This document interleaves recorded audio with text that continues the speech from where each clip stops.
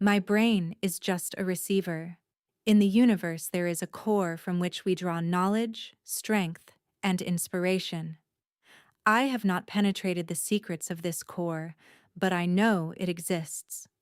These are the words of Nikola Tesla, the genius of electricity who, with over 300 patents to his name, anticipated the future.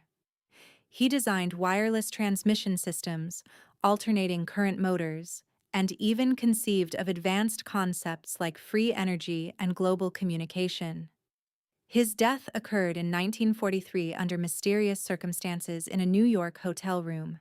Immediately afterward, American authorities seized his documents and notes, fueling suspicions that the inventor was killed to prevent him from revealing technologies that were too advanced or dangerous for the interests of the time. These aren't the only things being hidden from you. Another truth that has been censored for centuries is that God is a frequency. You don't suffer, fall ill, or experience conflict by chance.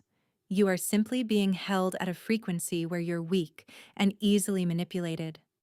There exists an ancient, censored wisdom that heals ailments, drives away anguish, and can literally reprogram your reality. A select group of individuals has mastered the secret vibrational techniques used by Nikola Tesla and by ancient civilizations to achieve infinite prosperity, complete healing, and an expansion of consciousness. Everything you're about to discover will challenge your beliefs. Your current reality is the direct result of the frequencies you emit every day, often unconsciously. You must pay attention to environments charged with negativity, because they can affect you.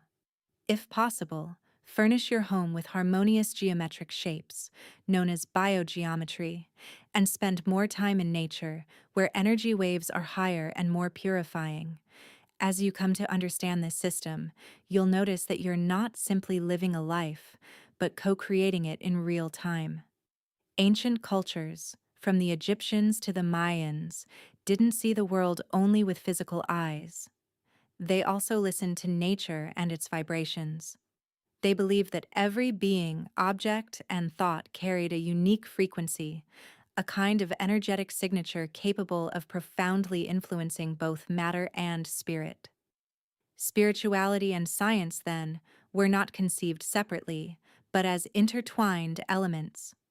According to ancient Egyptian records, for example, healing was entrusted not only to herbs, but also to chants tuned to specific frequencies. It's no coincidence that some ruins from that era still resonate at 432 Hz, helping synchronize mind, body, and soul with the natural rhythms of creation. But what did these civilizations know? Their wisdom never truly vanished. It was hidden. It was considered too sacred to fall into inexperienced hands, and so it was safeguarded for centuries by esoteric orders, Tibetan monks, and shamans. On the other hand, manipulating reality without awareness can be very dangerous. Today, however, we live in an age of rediscovery. Thanks to advances in quantum physics, neuroscience, and contemporary spirituality, we are reclaiming what the ancients always knew. Nikola Tesla said, "If you want to understand the secrets of the universe, think in terms of energy, frequency, and vibration." Today, practices like sound therapy are used to balance emotions, treat neurological disorders, and deepen meditation. The most fascinating part is realizing that this wisdom isn't something imported from outside. It exists within each of us. Experiments conducted by researcher Masaru Emoto on so-called water memory demonstrated that there appears to be a relationship between the states of this natural element and human thought. Loving words produce harmonious crystals, while hateful ones create chaotic shapes. And considering that over 70% of the human body is made of water, one can infer the consequences of the vibrations we emit and receive daily.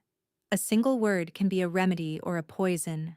More and more people are beginning to understand that they are not passive victims of reality, but co-creators of it.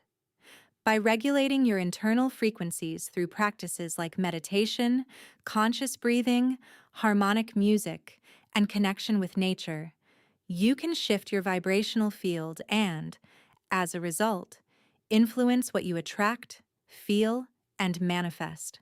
To put this into practice, you don't need any special equipment. Even simple actions make a difference. Listen to music tuned to 432 Hz when you wake up, repeat mantras, or meditate. When done with intention, these practices realign your vibrational field. At the intersection of ancient knowledge and modern scientific progress, a new therapeutic field is emerging: frequency therapy. This practice, relegated for centuries to the realm of spirituality, is now re-emerging under the lens of technology. Cutting-edge laboratories and respected universities have begun investigating what ancestral traditions have always claimed. The human body responds to specific frequencies, and when these fall out of tune, physical, mental, and emotional imbalances emerge. Researchers at Yale University, for example, have shown that certain mechanical vibrations help regenerate bone tissue faster than conventional treatments. Meanwhile, MIT laboratories have documented how low-frequency sound pulses can influence the behavior of human cells, including cancer cells. In a study led by Dr. Anthony Holland, frequencies between 100 and 300 kHz were able to destabilize the membranes of cancer cells without affecting nearby healthy cells. These discoveries have paved the way for devices that use no drugs or radiation, only sound. Specialized clinics use biofeedback machines, PEMF, pulsed electromagnetic field devices, and therapeutic sound synthesizers to treat everything from insomnia and anxiety to chronic pain and inflammation. The key difference is that there are no side effects, because the body is treated as an energy field rather than a simple biological machine. This integration of empirical and intuitive approaches rekindles humanity's holistic vision. Instead of isolating symptoms, the tendency is to harmonize the system as a whole. Recognizing that emotions, thoughts, and habits also influence our inner balance. For instance, anger vibrates around 150 Hz, while feelings like gratitude and compassion exceed 500 Hz. It's no coincidence that higher emotional states are linked to improvements in the immune system. Listening to compositions tuned to 528 Hz may help repair DNA, while those at 396 Hz may help release emotional trauma. Sound therapy doesn't replace traditional medicine, it expands it. As Nobel Prize-winning physicist Max Planck said, all matter originates and exists only by virtue of a force that causes atomic particles to vibrate and holds together that tiny solar system we call the atom. If that's true, we can no longer see the body as separate from the mind, nor health as the mere absence of disease. Healing isn't about taking medication, it's about aligning with the right frequency. And our role is no longer that of a passive patient, but of an active agent who chooses what to consume, what to feel, and what to listen to.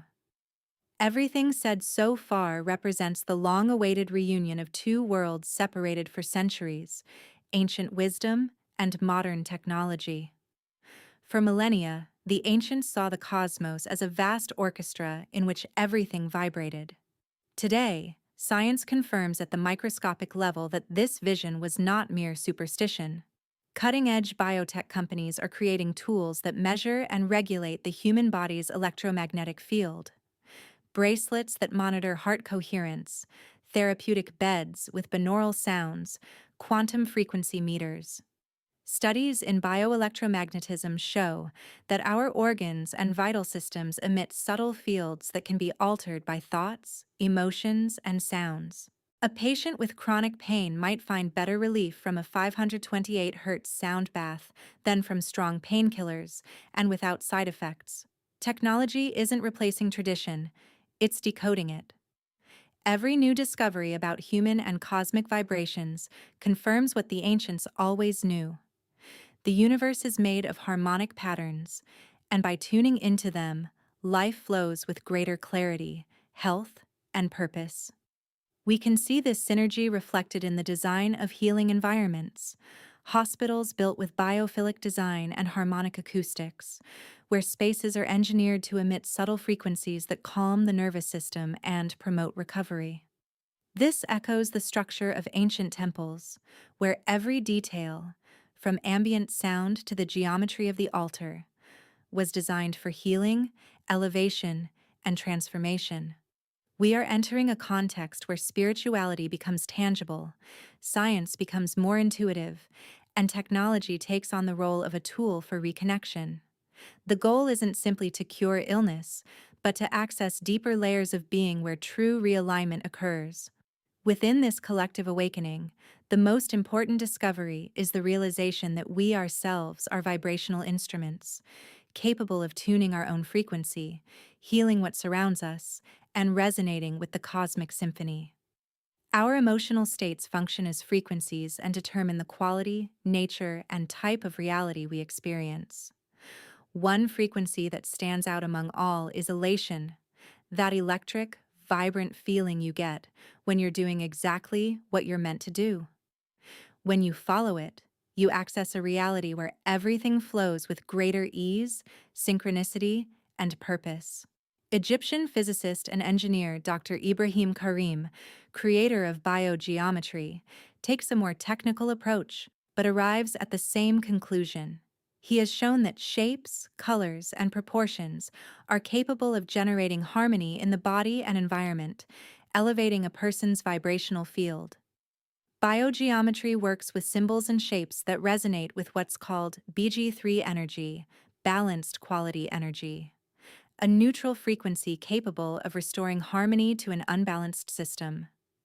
Everything we feel, think, or experience is transmitted as vibration, and that vibration draws in, by resonance, everything else on the same wavelength. If you feel irritated and frustrated, you'll tend to attract events, people, and experiences that confirm that very same state of mind. Naturally, the opposite is also true. Positive vibrations don't just affect your mood. They lead you to another version of reality in which you attract different possibilities, connections, and events. It's interesting how this resonates with ancient traditions. In Hinduism, for example, the chakras, the body's energy centers, are linked to specific frequencies that influence everything. Sufism, a mystical current within Islam, teaches that the human heart is like a mirror. When clean, it reflects divine light. When clouded, it distorts reality. Emotion, in this context, is what polishes that mirror. The crucial question is, which frequency are you choosing right now? Because it is a choice. This doesn't mean denying pain and faking happiness, but recognizing that every inner state flows directly into the shape reality takes. Being aware of this makes you emotionally responsible. You can, for example, keep track of your feelings and write them down at various moments throughout the day. Over time, this habit will reveal patterns and give you the chance to change them. Another useful approach is to follow your excitement. Whenever something truly excites you, keep doing it. If you can change reality by shifting your vibration, what else could you transform? If entire communities were tuned to elevated frequencies, they could collectively manifest a more harmonious, more conscious, and more just planet. Every awakened individual can help achieve this goal, but it doesn't happen automatically. You must choose to raise your frequency and put it into practice. Finally, remember, everything you need is already within you.